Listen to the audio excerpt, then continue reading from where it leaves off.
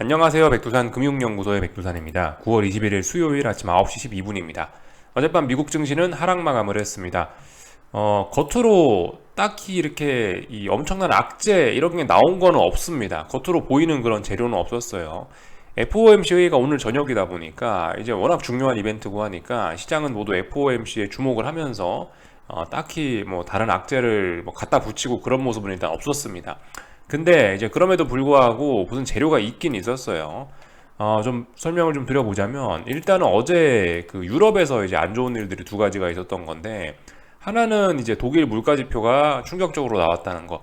요거는 어젯밤 저녁 영상에서 제가 말씀을 드렸습니다. 근데 이게 시장에 큰 영향을 미치진 못했다라고 말씀을 드렸고 제가 저녁 영상 녹화 끝나자마자 이제 그때부터 좀 시장이 흔들리기 시작했는데 저녁 영상 녹화하고 나서부터 이제 이런 소식이 나왔더라고요. 스웨덴 중앙은행이 기준금리를 100bp를 올렸습니다. 그래서 30년 만에 최대 폭의 금리 인상을 했다라고 하면서 이 소식 나온 다음부터 시장이 조금씩 흔들리더라고요. 결과적으로 긴축 우려 때문에 시장이 또 흔들린 꼴이 됐습니다. 스웨덴이 사실 뭐 그렇게 엄청난 세계적으로 중요한 뭐 그런 나라는 아니니까 저게 이제 뭐 헤드라인 뉴스에 막 나오고 이러지는 않았습니다만은 근데 이제 FOMC 긴축 우려가 지속된 이유는 저 어제 스웨덴이 기준금리를 크게 올렸기 때문에 저기 긴축 우려가 자극이 된 거겠죠. 그러니까 어쨌든 요거를 어떤 숨겨진 악재 이런 걸로 좀 우리가 보긴 해야 될 것 같습니다. 그러니까 뭐 이런 거죠. 지난번에 유로존인 75bp 기준금리 인상했을 때부터 뭐 할 수 있는 이야기긴 한데 야 봐라 경기가 안 좋은 유로존도 75로 올렸다 그러니까 미국 연준도 올려야 된다 뭐 약간 이런 논리가 적용이 될 수 있는 거죠. 어제 스웨덴도 같은 거예요. 야 봐라 스웨덴도 예상치가 얼마였는데 깜짝 100을 인상을 했다 그러니까 연준 니네는 얼마나 올려야 되겠냐 뭐 대략적으로 뭐 이런 우려 뭐 이런 생각들이 좀 나오면서 시장이 하락했다라고 보시면 되겠습니다. 그래서 어젯밤에 뭐 증시가 하락 마감을 했다는 거. 다만 이제 애플이 지 혼자 이제 이 상승을 하면서 나스닥의 하락폭이 좀 작긴 했습니다. S&P가 좀 더 많이 빠지는 일이 나타났죠. 애플이 올라오면서요. 하여튼 긴축 우려 때문에 그 긴축 우려 때문에 다 같이 뭐 빠졌다. 장이 안 좋았다. 이렇게 보시면 되겠습니다. 기술적인 이야기부터 조금 할까 하는데요. 일단은 이 FOMC 회의를 앞두고 막 시장이 대폭 나가면 안 좋다 뭐 이런 이야기를 이제 뭐 제가 종종 드리곤 하는데 일단 뭐 그건 일단 의견입니다. 의견. 통상적으로 뭐 저의 경험상 FOMC라든가 이런 중요한 이벤트 전에 시장이 대폭락을 해버리면 회의 이후에 반등하는 경향이 있더라. 혹은 회의 전에 너무 많이 올라버리면 이제 시장이 오히려 거꾸로 하락 전환해버리는 그런 가능성이 있더라라고 이제 경험상 말씀드리는 거고 꼭 그런 건 아니고요. 하여튼간 그 어젯밤에 그래서 하락 마감을 했다. 야 FOMC 회의 앞두고 시장이 이렇게 빠져도 되냐? 뭐 이 정도는 뭐 이런 거는 뭐 그다지 큰 문제가 없습니다. 그러니까 어젯밤 같은 경우는 지금 어떤 상황이냐면 일종의 방향성 모색하고 있는 그런 구간인 거예요. 그러니까 대략적으로 보시면 어딘가 몇 거래일 동안 저점을 지키고 있고 어딘가 몇 거래일 동안 고점을 못 넘어가고 있죠. 어디 범위 내에서 움직이고 있잖아요. 이거 같은 경우는 뭐 엄청나게 시세를 준 거다라고 이야기할 수가 없습니다. 이거 같은 경우는 방향성 모색 중이다 요 정도로 말씀을 드릴 수가 있을 것 같고 다만 이제 요즘 시장이 변동성이 좀 워낙 커져 있기 때문에 뭐 저 정도 움직임이 나온 거다 그냥 뭐 이렇게 생각하시면 될 것 같아요. 뭐 엄청나게 의미를 부여할 만한 거 없고요. 만약에 이제 어젯밤에 얘가 뭐 위쪽으로 어딘가 저항을 돌파한 짝에서 넘어가 버렸거나 아니면 아래쪽으로 어딘가 뭐 붕괴가 돼 버렸거나 뭐 그래 버리면은 이제 그러면 이제 뭐 제가 어떤 이야기를 하겠죠. 야 그러면 FOMC 회의 전에 지금 큰 시세가 난 거다라고 이야기를 할 텐데 하여튼 어제 같은 경우는 이 결과적으로 눈치 싸움만 한 겁니다. 아래로 제한 위로 제한되면서 눈치 싸움만 한 거다. 딱히 뭐 엄청난 뭐 에너지를 쓴 것도 없고 그냥 저게 이제 눈치 보는 과정 중에 뭐 하여튼 눈치 보는 과정이다 요 정도로 이야기해드리면 될 것 같습니다. 보셔야 될 거는 이제 결과적으로 3,900이라는 자리가 S&P가 중요하다라 말씀드렸는데 지난번에 이제 갭으로 한번 붕괴를 시켰다가 다시 반등을 해서 저 아래 꼬리 달고 좀 올라왔었죠. 그리고 다음날 상승을 했었는데 그러니까 결과적으로 3,900에 대한 저항을 재확인했다. 3,900 붕괴를 굳히기 들어갔다. 이 정도로 보면은 일단 괜찮을 것 같습니다. 그렇지만 일단 어젯밤에 저런 움직임에 대해서 엄청나게 큰 의미를 부여하기는 아직까지 어려울 수 있습니다. 저게 이제 물론 뭐 특별한 일이 없으면 저게 이제 아래쪽으로 계속 줄줄줄줄 흘러내리는 그림이 될 수가 있는데, 어젯밤 하락한 게. 근데 이제 오늘 밤에 특별한 뭐가 있잖아요. 그죠? 그러니까 일단은 특별한 뭔가를 앞두고 있어서 어젯밤에 뭐 하락을 했으니까 뭐 이제 어떻게 된다 이런 이야기는 일단 좀 적당히 하도록 하겠습니다. 근데 일단 눈에 보이는 대로만 보자면은 일단 저항을 누적시킨 게 맞고, 이 어떤 지지선이 붕괴된 거를 굳히기를 들어갔기 때문에 이제 이 자리는 무거운 저항이 된 거다. 아래쪽으로 흘러내리는 게 자연스러운 모습이다. 지지력이 잘 보이지 않는다. 저점도 보시면 미묘하게 계속 낮아지고 있기 때문에 이 매도세가 계속해서 나오고 있다. 아래쪽으로 가는 게 자연스럽다. 이렇게 이야기는 드릴 수 있습니다. 근데 이제 말씀드렸다시피 오늘 밤에 특별한 이벤트가 있기 때문에 그 이벤트에 따라서 뭐 시장이 좀 들쭉날쭉 할 수 있다. 이 정도 이야기 드릴 수 있을 것 같아요. 그래서 뭐 지금 현재 3거래일째 어딘가에서, 네, 3거래일째 어딘가에 싸우고 있죠. 어딘가 여기 있는 이 어딘가를 오늘 밤에 이제 붕괴시키거나 돌파 안착을 하면은 이제 그쪽 방향으로 크게 갈 수 있는 거죠. 그죠? 예, 그러니까 지금까지는 변동성을 좀 줄인 상태에서 시장이 눈치를 보고 있다. 이 정도 생각하시면 될 것 같습니다. 나스닥 같은 경우는 뭐 똑같습니다. 숫자만 좀 다를 뿐이지, 예, 같아요. 어딘가를 넘지 못하고 있고 어딘가를 붕괴시키지 못하고 있습니다. 그런 모습이니까 얘도 방향성 모색하고 있는 거죠. 얘도 지지력을 보이지 않고 5일선 위에 올라간 것도 아니니까 아래쪽으로 일단 더 갈 수 있다라고 보는 게 맞긴 맞는데, 근데 이제 오늘 밤에 중요한 이벤트가 있으니까 뭐 특별히 그런 이야기는 일단 하지 않고 그냥 넘어갈게요. 하여튼 매수세를 잘 확인하지 못하고 있고 반등을 잘 못하고 있다. 아래쪽으로 줄줄줄 흘러내리고 있다.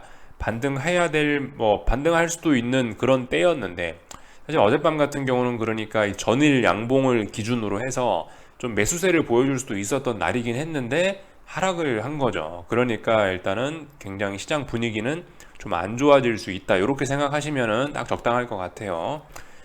그래서 기술적인 이야기는 이 정도 하면 될 것 같고, 저렇게 됨으로 인해서 변동성 지수들은 어떻게 됐냐? 이렇게 됐죠. 예. 그 아래쪽으로, 예, 안 그래도 어젯밤 저녁 영상에서 말씀드린 것처럼 이게 이제 어젯밤 증시는 사실 오르는 게 자연스러웠고 빅스는 떨어지는 게 자연스러운 그런 날이었다라고요. 근데 떨어지는 게 자연스러운 날 이 빅스가 올라가고 증시가 상승이 자연스러운 날에 오히려 아래쪽으로 내다 꽂았죠. 스웨덴 금리 인상 그것 때문에요. 그러니까 일단 분위기는 안 좋아지긴 한 거예요. 그래서 일단 증시는 아래쪽으로 더 갈 수 있다라고 봐주는 게 맞긴 맞는데, 말씀드렸다시피 오늘 밤 중요한 이벤트가 있기 때문에 뭐 그런 이야기는 좀 적당히 하고, 하여튼 이제 변동성 지수 같은 경우는 27일 일단 이 27이라는 자리가 중요했는데, 그전에는 이젠 27이라는 자리는 중요성이 조금 좀 덜해졌고, 예, 약간 그 숫자가 올라갔습니다. 한 27.5나 27.6 정도 자리가 좀 중요한 자리가 됐어요. 그래서 이 자리 27.6이나 이런 자리를 돌파하면은 시장 변동성이 확대될 수 있다. 시장이 급락할 수 있다. 뭐 빅스가 많이 올라갈 수 있다. 이렇게 보시면 될 것 같습니다. 하여튼 그죠? 그래서 죽어야 될 때 반등했기 때문에 갑자기 또 이 분위기가 좀 달라질 수 있다. 이 정도로 보시면 될 것 같습니다. 하여튼 27이라는 자리가 예전엔 중요했는데 워낙 오랫동안 이 자리에서 놀다 보니까 27이라는 자리의 의미가 줄어들었고, 27이라는 자리의 의미가 이제 27.6으로 옮겨가가지고 27.6을 돌파한 척하면 빅스가 급등할 수 있다. 이 정도 보시면 될 것 같습니다. 얼추 다 본 것 같고요. 어젯밤에 뭐 시장이 빠진 거는 뭐 여러분들 다 아시다시피 금리와 관련된 부분 때문이죠. 그죠? 10년물 국채금리가 그래서 많이 올랐습니다. 이거 어젯밤 저녁 영상에서 딱 말씀해드린 것처럼 이 금리가 지금까지는 변동성을 줄이면서 올라가고 있었는데 어젯밤에 급등을 했지 않습니까? 이 금리가 급등을 하면은 이제 시장에 부담이 될 수 있다라는 이야기를 드렸는데, 그런 모습이 이제 어젯밤 나타난 거예요. FOMC 회의를 앞두고 나서 이제 시장이 변동성을 확대시켰기 때문에 뭐 솔직히 뭐 잘 모르겠습니다. 이게 최근에 분명히 좀 급하게 오른 감이 있긴 있고 매일매일 움직임은 좀 느리고 차분했지만, 근데 이게 이제 지난 몇 거래일 동안 상승된 걸 누적을 해보면 이게 제법 속도가 빨라단 말이죠. 그리고 이 전고점이란 무거운 저항을 돌파한 착했기 때문에 분명히 피로감이라는 게 있을 수 있어서, 저는 일단 개인적으로는 이렇게 봅니다. FOMC 회의 전에 너무 좀 금리가 좀 많이 오른 감이 있고 어젯밤 슈팅성 흐름까지 좀 보여줬기 때문에 한두 번 정도 뭐 더 슈팅이 나올진 모르겠지만 결론적으로 이제 조만간 일단은 조만간 이 금리의 상승이 좀 주춤하고 조정하는 뭐 이런 과정을 좀 거쳐야 되지 않을까라고 일단 개인적으로 그렇게 보고 있습니다. 조금 더 갈지는 모르겠지만 이 조만간 조정이 필요할 것 같다라는 이야기 한번 좀 드려봤어요. 그래서 하여튼 금리들이 크게 올랐다. 이것 때문에 긴축 우려가 자극이 되면서 뭐 말씀드렸다시피 뭐 그래서 뭐 증시가 흔들렸다. 이렇게 보시면 될 것 같습니다. 이 금리, 하여튼 10년물 국채 금리는 어제 아침 영상에서 말씀드렸던 것처럼 레벨업이 된 거예요. 그죠? 레벨업에 관해서는 뭐 다양한 의미에 관련돼서 어제 아침 영상에서 설명을 드렸으니까 이 부분은 뭐 이야기하지 않고 넘어가고요.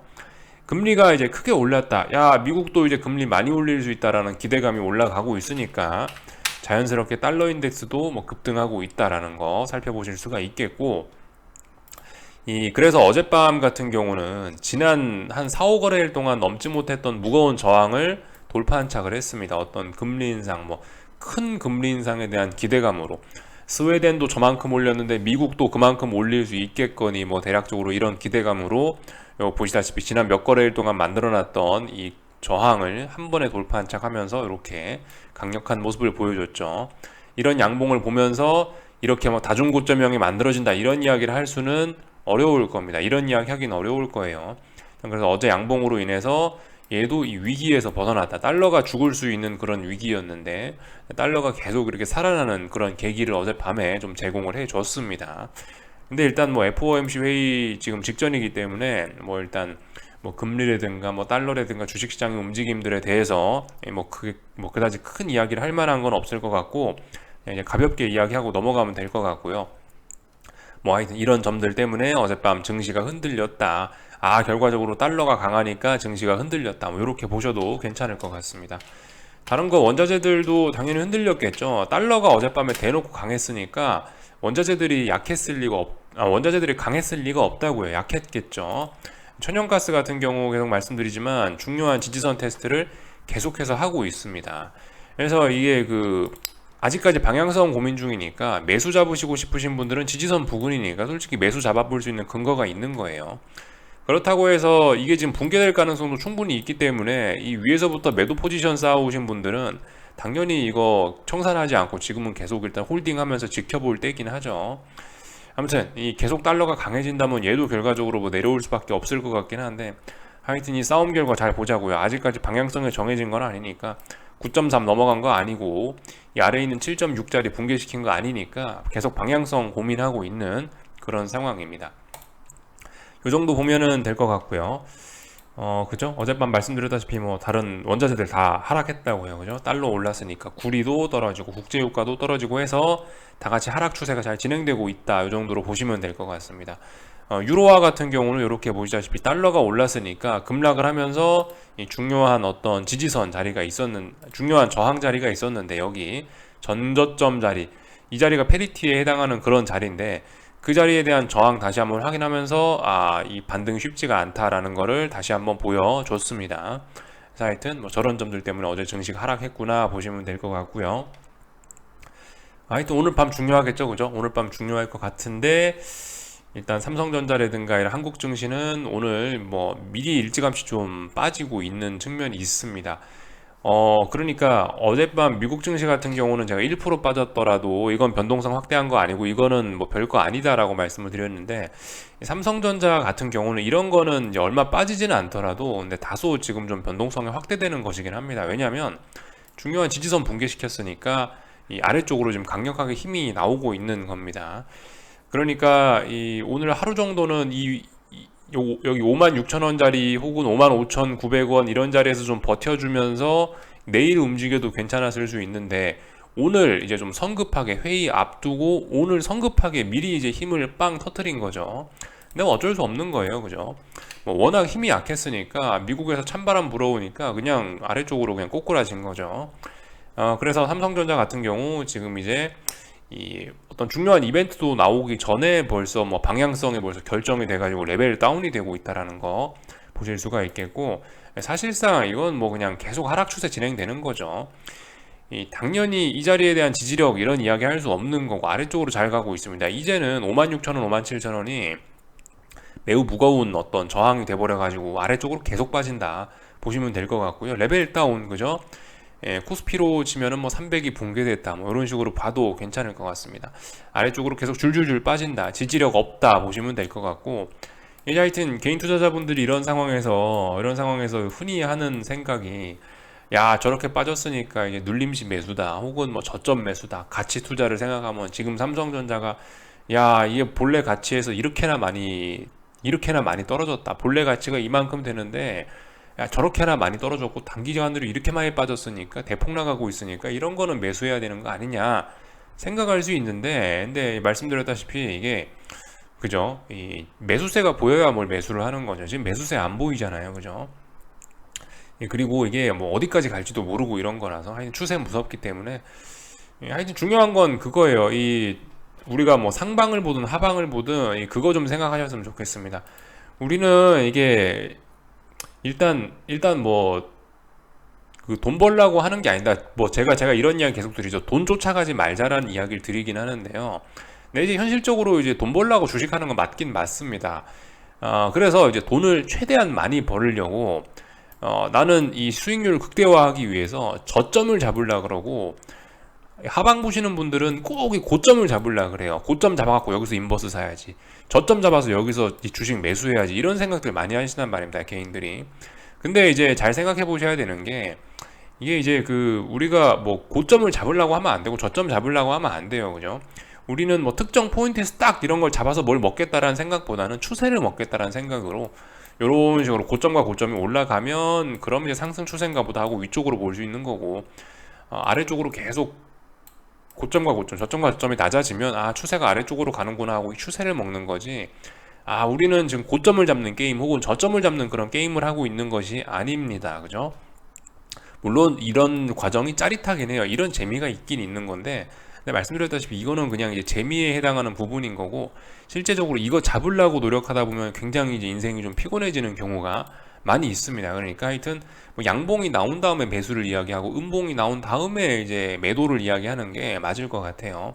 이런 상황에서 하여튼 잘 좀 생각을 해보자라는 거, 그런 이야기를 좀 드려봤고, 하여튼 코스피 잘 빠지고 있습니다. 그죠? 전저점 테스트 이미 진행 중이라고 저는 보고 있습니다. 304에서 한 308 정도가 어떤 전저점 매물대에 해당하는 자리인데, 308 자리에서 3거래일 동안 저항 누적시켰으니까 뭐 레벨 다운되는 거 자연스러운 일인 거고, 뭐 오늘 뭐 양봉이 조그만하게 보이고 있긴 하지만 이렇게 하락 마감한다면 이거는 이 매수세로서의 의미는 없는 거죠. 하여튼 아래쪽으로 잘 가고 있다. 그리고 이 지금쯤에서 잘 생각하셔야 되는 게, 계속 수익을 계속 수익 말이 자꾸 꼬이네요. 하여튼 수익을 누적시키셔야 된다라는 이야기를 좀 드리고 싶습니다.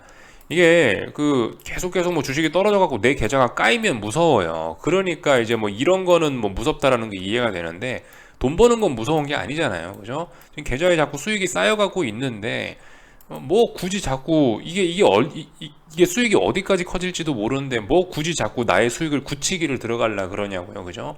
어디까지 갈지 모른다, 달리는 말에서 내리면 안 된다라는 이야기 계속 드리고 있는데, 물론 이제 지지선 부근에 다가가고 있습니다. 이 304라는 자리가, 선물 304라는 자리가 전저점으로서 굉장히 무거운 어떤 그런 의미가 있는 자리이기도 하고, 또 그리고 오늘 마치 양봉이 나올 것 같으니까, 야 오늘 저점에서 인버스를 팔았으면 얼마의 수익이 나는데, 이럴 수 있긴 있는데, 아무튼 말씀드렸다시피 우리가 이게 딱 어떤 포인트에서 딱 어떤 포인트에서 딱 팔아가지고 뭐 수익률을 극대화시키고 지금 이게 목표가 아니고, 말씀드렸다시피 고점과 고점, 저점과 저점이 높아진 이런 추세를 타고 있는, 추세를 먹자라고 조금 전에 말씀드렸죠. 그러니까 뭐 지금 잘 가고 있는 거잖아요. 잘 가고 있는데 왜 자꾸 수익을 실현하려고 하고 그럽니까, 그죠? 가만히 있으면 되는 거예요. 하여튼 그래서 뭐 딱히 할 게 없습니다. 아래쪽으로 잘 가고 있고 그냥 가만히 지켜보시면 될 것 같고요. 글쎄요, 일단 뭐 오늘 밤에 FOMC 회의가 나오고 나서 뭐가 뭐 크게 달라질 수도 있지만, 솔직히 FOMC 회의도 뻔하잖아요. 지금 뭐 계속 말씀드리지만 100bp 인상이냐 75bp 인상이냐 지금 이게 중요한 게 아니라고요. 물론 시장은 이걸 주목하죠. 이걸 주목하고 있긴 한데, 근데 이제 전반적으로 이제 큰 흐름, 무엇이 추세를 만들어 가냐, 결과적으로 75로 올리든 100을 올리든 뭐 125로 올리든 간에 중요한 거는 연준이 긴축하고 있다라는 거고, 이 지금 경기 침체에 대한 우려가 있다는 거고, 인플레 잡으려고 눈에 불을 켜고 달려들고 있다는 거, 이게 이제 큰 흐름인 겁니다.